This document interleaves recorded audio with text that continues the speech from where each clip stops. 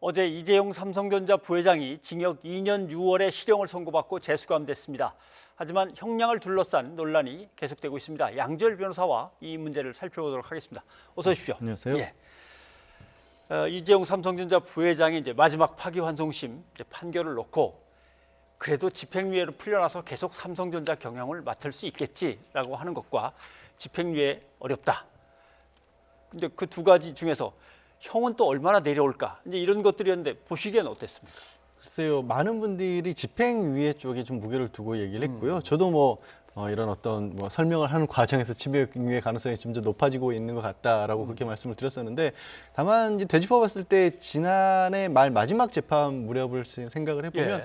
뭔가 기존의 재판부가 집행유예를 염두에 두고 있었던 것과는 좀 다른 결들이 좀 보이긴 했었습니다. 어떤 얘기냐면 대표적인 게 재판부에서 이 삼성의 준법감시위원회를 설치하려고 했고 1년 넘게 그걸 운영을 했었고 예. 그 운영 결과에 대해서 또 별도로 전문심리위원까지 둬서 판단을 했었는데 마지막까지도 그 준법감시위원회에 관해서 뭔가 부족한 부분이 있다면서 성명 준비명령까지 내렸거든요. 예. 그러니까 재판이 다 끝나는데 아직도 그러니까 재판부 입장에서 잘 이해가 안 가는 부분이 있다라고 해서 네. 추가로 이 준비 명령을 해서 제출을 하라고 했던 부분들이 이거는 조금 이상하다 싶었는데 그래서인지 이제 실형까지 결국 이어졌고, 말씀드린 그 준법감시위원회가 양형 조건에 반영이 안 되는 그런 이유가 결정적이었죠. 예.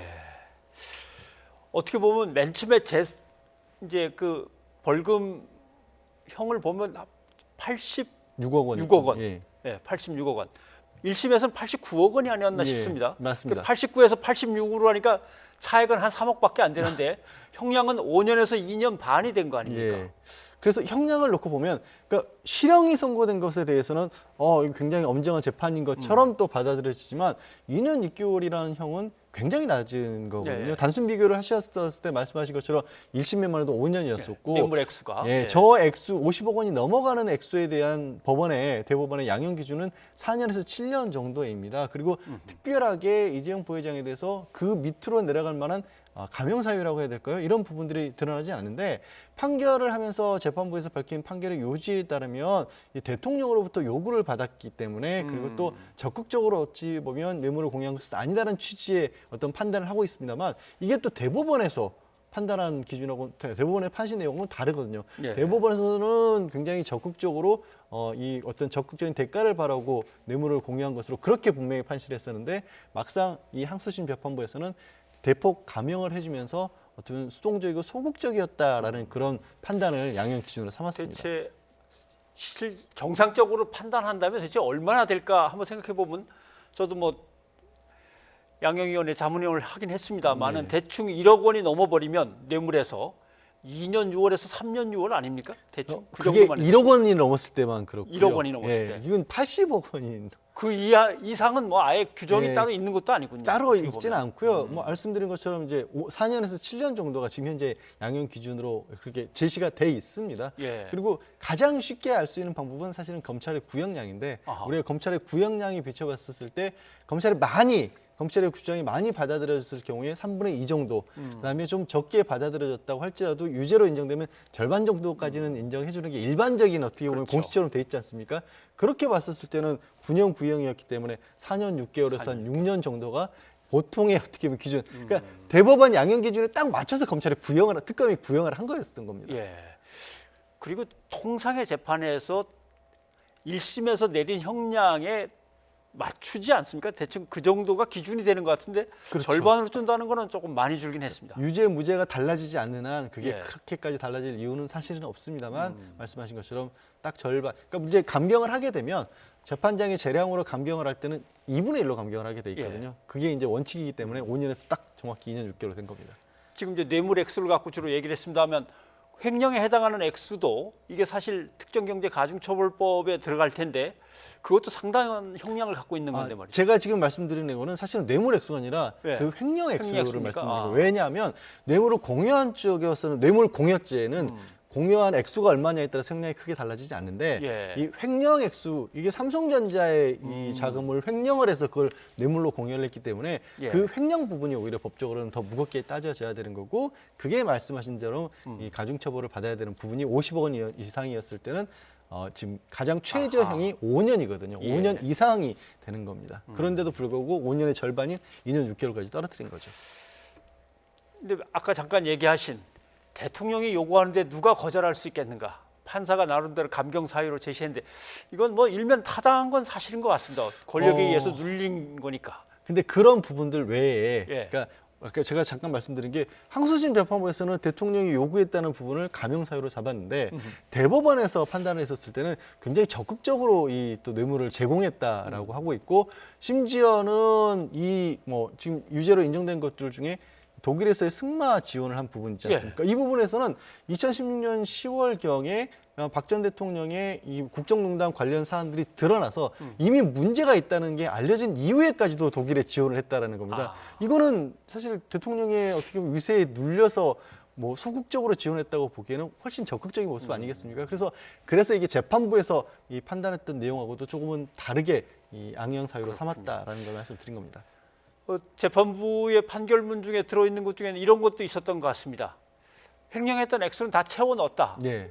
이건 맞는 건가요? 네, 그냥 그거는- 거기서 그냥 모르겠습니다. 자기가 최고 경영자니까 뭐 어떻게 처리했는지는 잘 모르겠습니다만. 예, 그 과정이 이번에만 처음 알려진 것 같고 저도 뭐 이런 자리에서 말씀드렸듯이 이 삼성의 준법감시위원회를 만들어놨다는 게 굉장히 어색한 부분이 있는 게 예. 어디까지나 법적으로 봤었을 때는 삼성전자의 자금을 횡령해서 예. 이걸 뇌물의 공여에 돈으로 썼기 때문에 삼성이 피해자인데 어떻게 가해자인 이재용 개인에 대한 재판에서 피해자인 삼성의 준법감시위원회를 설치하는 게 무슨 도움이 된다는 건지 이 법논리상 굉장히 어색하다는 말씀 드렸었는데 어쨌든 판결의 요지에 따르면 그 부분을 삼성전자에 회복을 시켰다라고 나오고 있습니다. 예.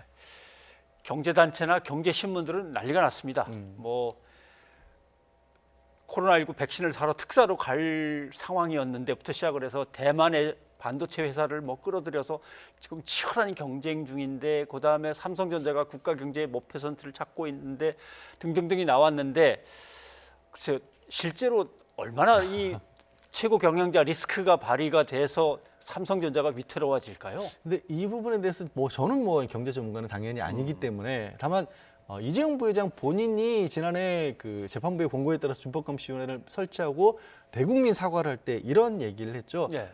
이 삼성을 맡고 나서 보니까 이제는 더 이상 기업의 총수가 뭔가를 결정할 수 있고 커다란 기업을 운영할 수 있는 상황이 아니다.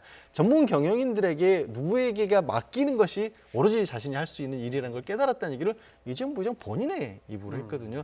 그 얘기와 이 지금 글로벌 기업이고 대한민국 세계 1위인 삼성의 규모로 봤었을 때도 그 얘기가 오히려 더 타당성이 있는 게 아닌가. 그리고 그런 말씀들 뭐 경제단체에서는 계속해서 주장했던 거지만 대기업 총수와 연관된 형사처벌에 관해서는 늘 똑같은 얘기를 했었거든요. 경제가 걱정이다. 경제를 위해서는 총수에 대해서는 처벌해서는 안 된다라는 거였는데 그걸 이제는 벗어나야 되지 않을까 싶습니다. 아무튼 묘한 것은 뭐 제가 잠시 후에 앵커 리포터도 그 주제가 되긴 하겠습니다만은 기업이 갖고 있는 환경, 사회, 지배 구조 이제 경영 평가에서 국제 신용 기관들이 매깁니다만은 삼성전자가 잘 나가다가 2017년에 뚝 떨어집니다. 그때가 이제 첫 번째 부속 수감될 때고 그다음에 간신히 이제 회복을 해서 쭉 가다가 작년에 비로소 다시 A로 올라왔는데 이번에 또 어떻게 나오나 지켜는 봐야겠죠. 근데 사실은 아직 재판이 하나 더 남아 있습니다. 네. 삼성 바이오로직스에 대한 불법적인 경영 승계 이 문제가 남아 있을 텐데 이 재판하고 이 재판이 연결이 될까요? 어느 정도는 연결이 된다라고 보이는 게요. 왜 그러냐면 결국 이 재판이 이번 결론이 난 건 국정농단 사건이고 국정농단 사건은 삼성의 경영권을 승계하는 과정에서 뭔가 어떤 이익을 받기 위해서 박 전 대통령에게 뇌물을 줬다는 거 아니겠습니까? 그리고 그 삼성의 경영권 승계 작업의 구체적인 작업 과정에서 불법적으로 그러니까 주가를 인위적으로 조작했다는 혐의를 받고 있는 게 남은 재판이지 않습니까? 그래서 자연스럽게 이게 흘러가는 그런 모양새인 거거든요. 사실 이 주가 조작 사건 같은 경우에도 이미 지난 국정농단 과정에서 이 특검에서 수사를 해서 드러냈던 부분이지만은 나중에 이제 기소를 한 부분이죠. 따로 떼내서 더 크게 확대를 수사한 거지 별개로 완전히 떨어져 나왔던 건 아닙니다. 자, 형은 2년 6개월로 확정이 됐는데 3년 전에 들어가서 1년을 이제 지냈기 때문에 이제 1년 반 남은 셈인데 가석방, 사면 뭐 아니면은 또 상고를 할 수도 있고 뭔가 남은 절차들이 있을 수 있습니까? 일단 뭐 재상고 같은 경우에는 양형만 따지는 거기 때문에 10년 이내의 형이라서 예. 재상고해도 특별하게 달라질 가능성이 있지는 않고요. 예. 가석방이라든가 사면 같은 경우는 법적으로는 충분히 가능하다고 볼 수가 있는데 문제가 바로 조금 전까지 말씀드렸던 이 삼성 승계 과정에서 주가 조작 사건의 재판이 바로 시작이 됐기 때문에 그 재판의 결과에 따라서는 거기서 추가적인 형량이 나올 경우에는 가석방이나 사면 논의가 의미가 없어지는 거거든요. 그런 부분에 있어서 이재용 부회장 측에서는 이번에 이제 구속 상태에서 추가적인 재판을 받게 된 게 굉장히 뭐 상대적으로 불리한 상황에 놓인 거죠. 불구속 상태에서 재판을 받아야 이게 어찌 보면 시간을 끈다든가 재판 과정에서 뭐 본인의 주장이라든가 이런 것을 원활하게 할 수 있을 텐데 딱 수감되어 있는 상황이기 때문에 그런 여지도 없어진 부분이 아니겠습니까? 네. 알겠습니다. 뭐 삼성전자가 우리 사회에서 중요하다는 건 다 아는 거고 어떻게 보면 그렇게 중요하기 때문에 삼성전자를 놓고 일가나 일개인의 리스크가 자꾸 이렇게 반영되지 않도록 투명하고 깨끗한 지배구조가 빨리 마련돼야 된다는 것도 이번에 반성을 좀 해야 될 것 같습니다. 예, 양 변호사님 고맙습니다. 네, 고맙습니다.